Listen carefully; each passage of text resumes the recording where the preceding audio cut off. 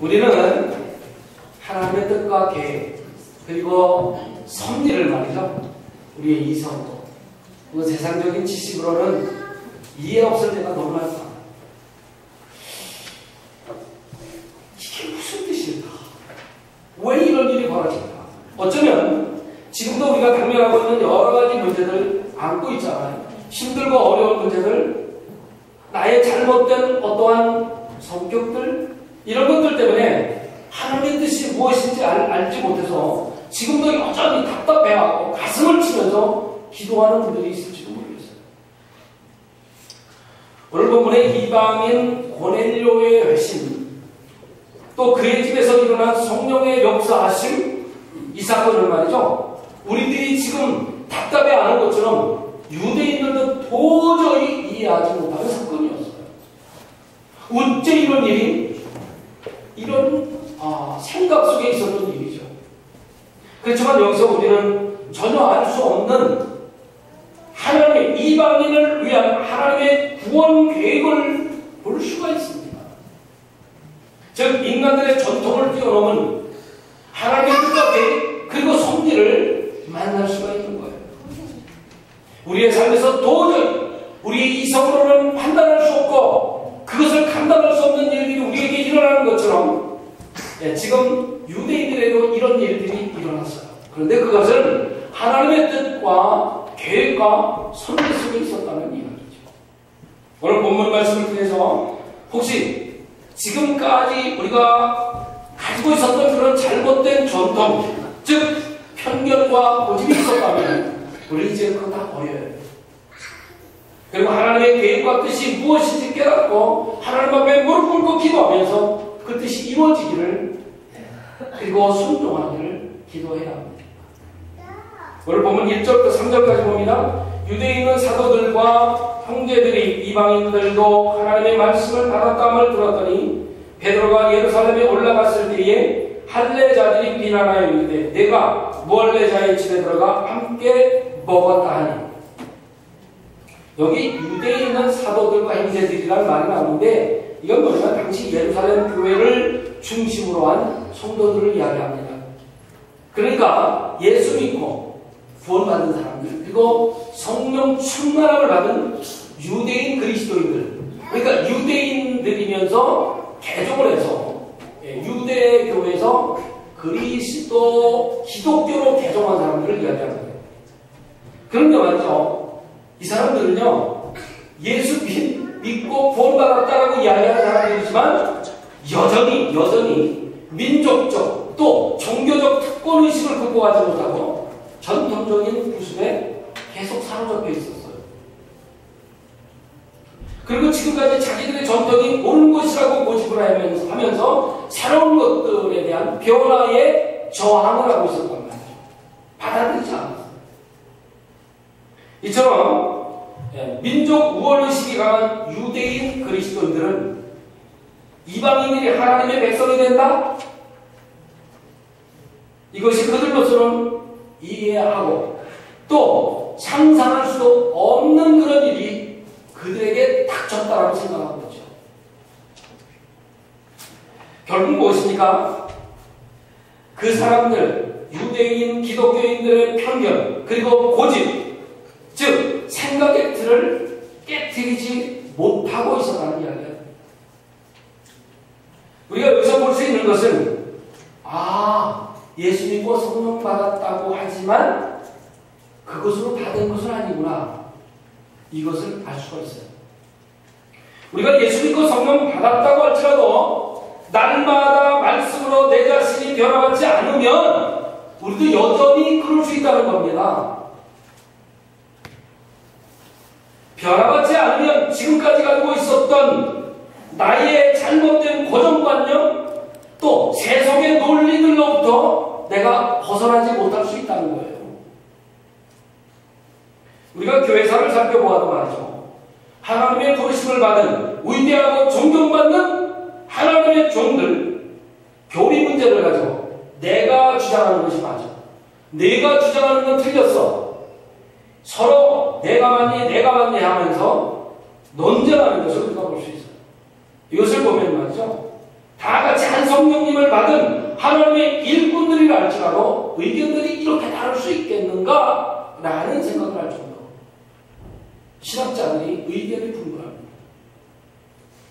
이런 것들을 봐도 분명한 것은 성경 말씀 안에서 우리가 변화받지 않는 한 그 생각이 완전할 수 없구나 라는 것을 알게 됩니다. 우리가 날마다 말씀으로 새로워지고 변화받지 않으면 우리의 고정관념을 깨뜨릴 수가 없다 그 말이에요. 다시 말씀드리자면 영적으로 거듭났다고 해서 우리의 생각은 얼마든지 잘못될 수도 있고 그리고 다를 수도 있어요. 그렇기 때문에 우리는 날마다 말씀으로 내 자신을 고쳐나가야 합니다. 사도 바울이 그러죠. 말씀으로 날마다 날쳐 내 자신을 적극적시킨다 그렇게 이야기한 것처럼 우리도 그래야 돼요. 즉 그리스도를 영접한 사람들은 나 중심에서 중심이 어디로 넘어가야 돼요? 예수 그리스도께로 넘어가야 한단 말이에요. 내가 내 인생의 주인이 아니라 이제 내 인생의 주인은 그리스도라고 확정을 짓고 그리스도께로 넘겨야 한단 말이에요. 그래서 우리의 인격도 그리스도를 닮아가야 하고요. 우리의 언어까지도 그리스도를 닮아가야 해요. 나의 성격이 잘못됐어요? 고쳐야 합니다. 언제까지 가지고 가실 건데요? 하나님의 말씀을 통해서 마음이 변화를 받고 잘못된 내 자신의 삶을 고쳐나가는 신앙의 진보가 우리들에게 있어야 하겠다 그 말이에요. 그래서 사도 바울은 골로새 교회 성도들을 향해서 골로새서 1장 9절에서 이렇게 기도하죠. 너희를 위하여 기도하기를 그치지 아니하고 구하노니 너희로 하여금 모든 신령한 지혜와 총명에 하나님의 뜻을 아는 것으로 채우게 하시고 우리에게 가장 중요한 건 뭔지 아십니까? 하나님을 알아가는 거예요. 아는 거. 그게 우리에게 가장 중요해요. 예수 믿어 구원받고 성령 충만받고 큰 복을 받았다고 할지라도 겸손함으로 하나님의 말씀에 그 말씀에 내 마음을 변화받고 삶이 변하지 않고 성장하지 않으면 안 되는 거예요. 즉 말만 기독교인이 아니라 삶이 기독교인이 되어야 된다 그 말이죠. 그래서 저는 기독교는 삶이다 이렇게 말씀드리고 싶어요. 그냥 따라해볼까요? 기독교는 삶이다. 기독교는 삶이다. 여러분 기독교인이잖아요. 여러분의 삶에서 기독교인 냄새가 나야 한다 그 말이에요. 4절 봅니다. 베드로가 그들에게 이 일을 차례로 설명하여 아까 우리가 스킵한 5절부터 15절까지의 말씀의 내용을 제가 지금부터 말씀드리려고 합니다. 잘 들어보세요. 베드로는 말이죠. 자신을 비난하는 예루살렘 교회에게 가이사야에 가서 있었던 일들을 차근차근 다 이야기하면서 뭐라고 그러냐면 이건 내가 아닌 게 아닙니다. 하나님께서 하신 일이에요. 이렇게 이야기합니다. 베드로가 예루살렘에 올라갔을 때 유대인 그리스도인들이 베드로가 이방인 고넬료의 집에 들어가서 그들과 함께 음식 먹고 그들을 위해서 기도해줬다고 신랄하고 비난했어요. 그 비난은 무엇입니까? 비난이라고 하는 뜻이 뭐예요? 남의 잘못이나 결정을 찾아봐서 나쁘게 말하는 것이 비난이고요.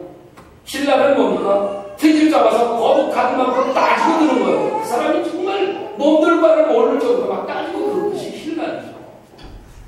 즉 사도 베드로의 이방 선교에 대한 우회적인 비난 유대인 기독교들이 했다 그 말입니다. 그래서 그것을 지금부터 설명을 차근차근 해나가면서 들어보십시오. 무슨 얘기입니까? 어느 날 베드로가 요바에 있는 무드장이 그러니까 가죽을 이렇게 만드는 사람이었던 것 같아요. 그래서 그 집에서 며칠 동안 머무를 기간이 있었습니다. 그래서 어느 날 이 사람들은 하루에 3번씩 기도하는 시간을 정해놓고 우리처럼 지붕이 이런 것이 아니라 팽팽하니까 지붕에 올라가서 기도하게 되었다는 거죠. 근데 어느 날 제 2시에 기도하러 올라갔을 때에 기도하는 중에 비몽사몽 환상 가운데 있었다는 겁니다. 그때에 어떤 사람이 자기를 찾아오더라는 거죠. 비몽사몽 꿈을 꿨는데 하늘에서 보자기가 날아오고 내려오고 그것을 먹으라고 3번씩이나 그러는데 자기는 거절했다는 거예요. 그런데 그 비몽사몽에서 환상기에 깨어나는데 누가 문을 두드리면서 자기를 찾더라는 겁니다. 그래서 이상하다 생각했는데 성령께서 뭐라고 그러면 베드로야 염려하지 말고 그 사람들을 가서 만나라. 그리고 그들이 원한다면 고넬료라고 하는 사람의 집에 가자고 할 건데 그럼 너는 그 사람들을 나가서 고넬료 집으로 가라 라고 했다는 거예요. 그래서 순종하며 고넬료 집에 들어갔다는 거죠. 그랬는데 가보니까 고넬료만 있는 것이 아니라 그의 가족들이 모두 모여 있었고 친척들이 모여 있었고 친구들이 와 있더라는 겁니다. 그래서 이 사람들 앞에서 자신은 베드로 자신은 고넬료의 집에서 예수 그리스도의 화평의 복음을 전했다는 겁니다. 예수 그리스도께서 이 땅에 우리의 죄를 위해서 오셨고 그분이 우리를 위해서 십자가에 죽으셨고 그리고 약속대로 3일 만에 부활하셔서 우리에게 부활의 소망을 주셨습니다. 라고 이방인들에게 복음을 전파했다는 겁니다. 그런데 그때에 말씀 듣는 모든 사람들에게 즉 이방 사람들에게 성령 충만하게 임했다. 그래서 자기가 이건 내가 하는 것이 아니라 하나님께서 하시는구나 라고 생각하고 그들에게 세례를 베풀어 주었다. 이것이 5절부터 15절까지의 내용입니다.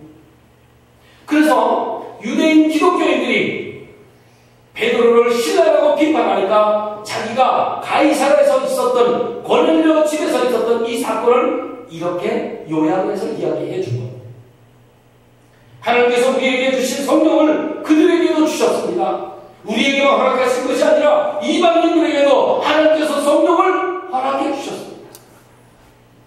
이렇게 베드로가 이야기를 하자 완강하게 베드로를 신뢰하고 비난했던 유대인 기독교인들 모두가 고개를 끄덕거렸다는 거죠.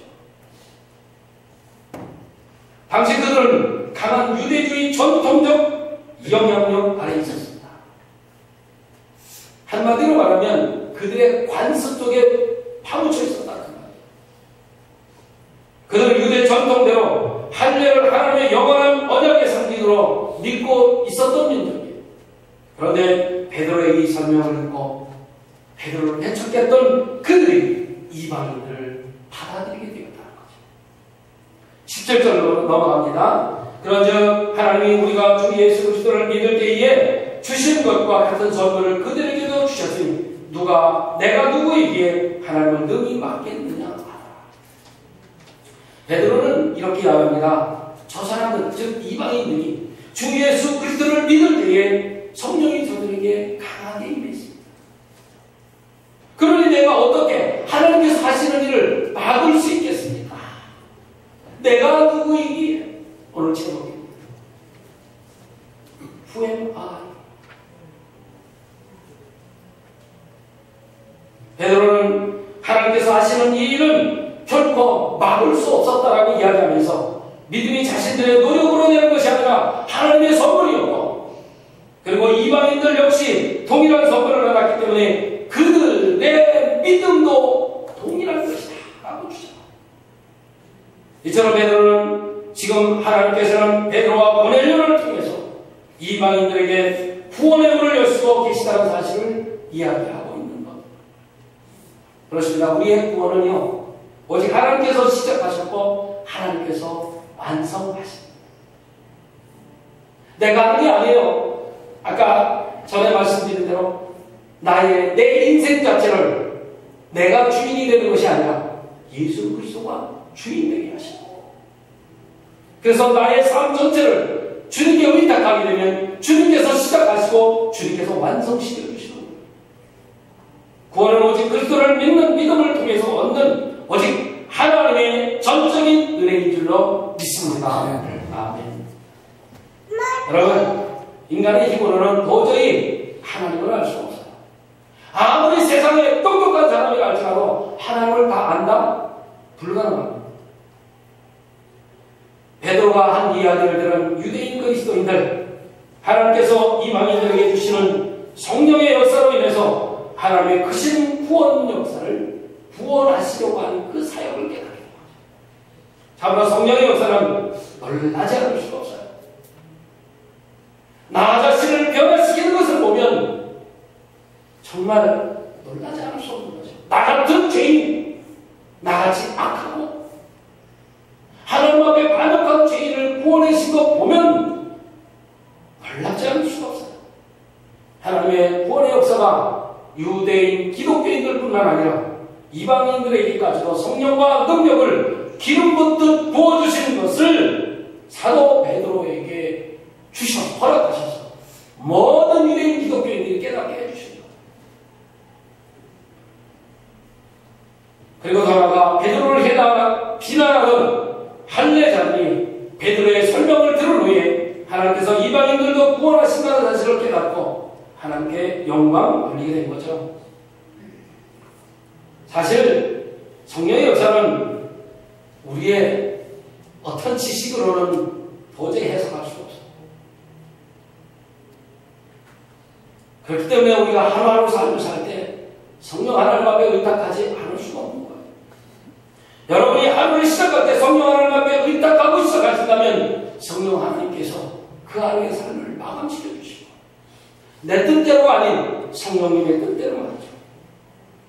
하나님의 교회도 마찬가지죠. 아무리 건물이 아름답고 사람의 숫자가 넘쳐난다고 할지라도 영혼이 없는 몸은 죽은 것 같이 성령의 역사가 그 교회에 없다면 그 교회는 죽은 교회나 다름이 없습니다. 그렇기 때문에 우리는 늘 성령의 임재하심과 지배하심을 간구해야만 하는 것입니다. 18절로 넘어갑니다. 그들이 이 말을 듣고 잠잠하여 하나님께 영광을 돌려 이르되 그러면 하나님께서 이방인에게도 생명 없는 회개를 주셨보다 하니라. 유대인들은 베드로의 설명을 다 듣고 난 다음에 더 이상 어떠한 이의를 제기할 수 없었기 때문에 잠잠할 수밖에 없었어요. 그리고 그들은 이제 베드로가 옳았다라는 사실을 인정하고 더 이상 베드로를 신문하지 못하고 하나님께 영광을 돌린 거죠. 오늘 마지막 18절의 말씀은 베드로의 개인적인 확신이 이제는 어디로 넘어갑니까? 교회적인 확신으로 넘어가는 순간이에요.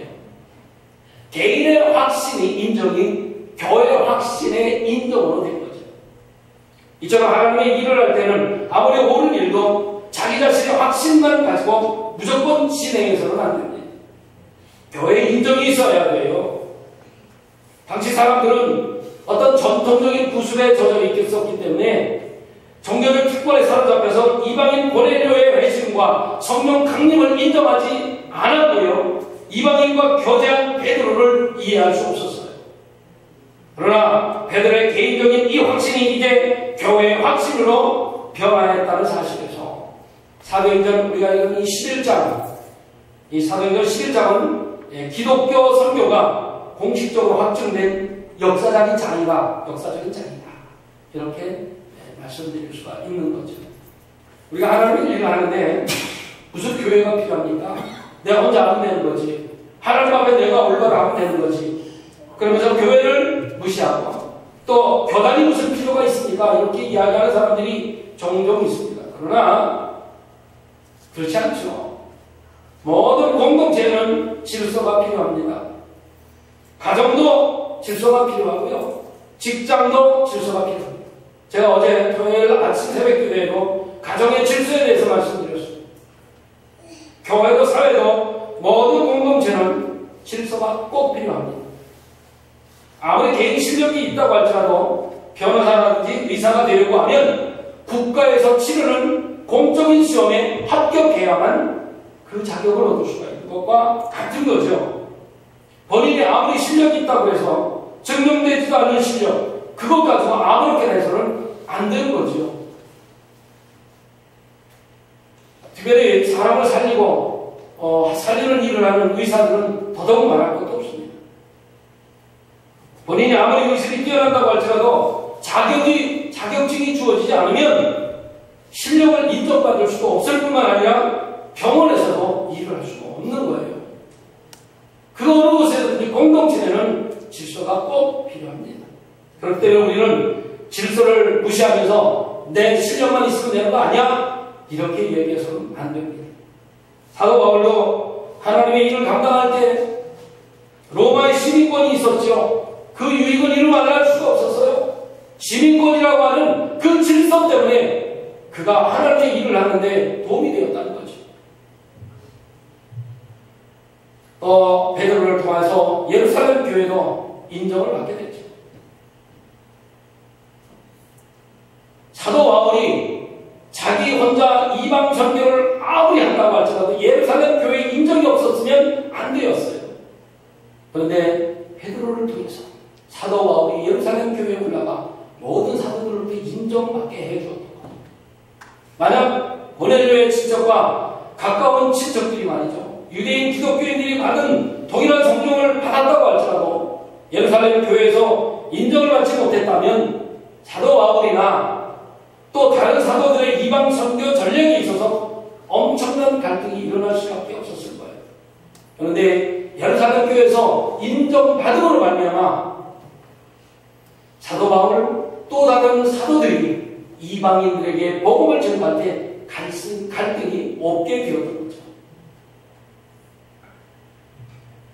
그러나 하나님께서는 예루살렘 교회의 기둥 사도들 중에 한 명인 이 사도 베드로를 통해서 고넬료와 또 그의 집에 모인 모든 사람들에게 복음을 전하게 하셨고, 하나님의 구원의 역사가 유대인들에게만 제한된 것이 아니라 이방인들도 포함되었다는 사실을 깨닫게 해주심으로 말미암아서 예루살렘 교회 또 유대인 기독교인들의 비난과 신란을 잠잠게 해주신 거죠. 그리고 오히려 그들로 하여금 하나님의 이방인을 향하신 이 구원의 역사를 인정하게 하셔서 오늘날 이방인인 저와 여러분들도 예수 믿고 구원받고 주 안에서 평안을 누리게 하였던 거죠. 이 모든 영광을 우리는 하나님 앞에 돌려야 합니다. 우리는 교회의 고백을 중시하고요, 교회가 인정하는 것도 중시해야 합니다. 누구나 하나님의 일을 할 수가 있어요. 뭐 교회 꼭 안 나온다고 하나님의 일을 못하겠습니까마는, 그러나 신앙의 검증 과정을 거친 사람들과 그렇지 않은 사람들은 분명히 구별해야 합니다. 함부로 자기 마음대로 사람을 세워서는 안 된다는 거죠. 처음은 같을 수 있을지 모르겠어요. 그러나 끝이 달라가기 때문에 그런 거예요. 목사나 교회가 교단에 가입하지 않고 시작하게 되면 처음에 좋을 수 있겠죠. 그러나 점점 성경의 가르침보다는 어떤 쪽으로 빠지기 쉬워요?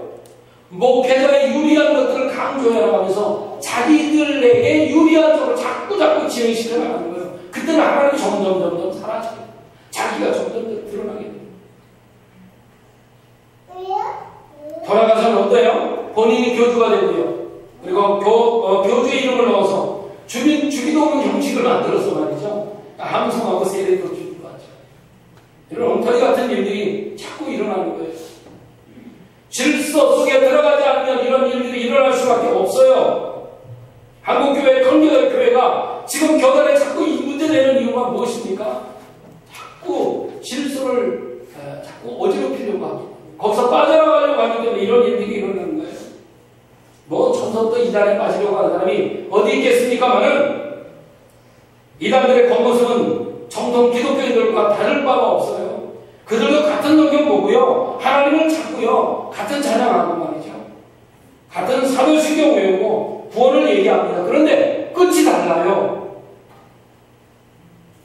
유대인들은 자기들만 선택받은 민족이라고 주장을 했고, 또 하나님을 편협적으로 알고 있었어요. 이방인들을 전혀 무시하는, 자기들만 사랑하는 그런 하나님으로 알고 있었단 말이에요. 그래서 베드로는 또 다른 제자들과 함께 다른 지역에 가서 말이죠, 이방인들에게 복음을 전파하지 않고 누구에게만 전했느냐면 유대인들에게만 복음을 전했어요. 그러다가 베드로가 고넬료 집에 가게 된 거죠. 그러니까 신랑받고 비판받은 거예요. 왜 유대인들에게 복음을 전하지 않고 그 개만도 못한 이방인들에게 복음을 전하느냐고 신란했던 거죠. 다른 민족들은 하나님의 사랑을 받을 자격이 없다고 생각했던 거예요. 그런데 사도행전 10장 34절 35절 말씀에서 베드로가 이렇게 고백을 합니다. 내가 참으로 하나님은 사람의 외모를 보지 아니하시고 각 나라 중 하나님을 경외하며 의를 행하는 사람은 다 받으시는 줄로 깨달았도다. 처음에는 하나님은 유대민족만 사랑하시는 줄 알고 유대민족만 구원하시는 줄 알았는데 내가 나중에 알고 보니까 그게 아니더라는 거죠. 각 나라 중 하나님을 경외하며 의를 행하는 사람은 다 받으시는구나. 그걸 깨닫게 된다는 거예요. 베드로의 설명을 나누는 유대인 그리스도인들 더 이상은 베드로를 비난할 수 없었습니다. 왜요? 듣고 나보니까 베드로가 한 일이 아니라 성령 하나님께서 하신 일이구나 라는 것을 알게 되었기 때문이죠. 그 확신은 하나님께서 이방인들에게도 생명을 얻는 교회에게 기회를 주셨다는 사실, 그걸 깨닫게 되었다는 거예요.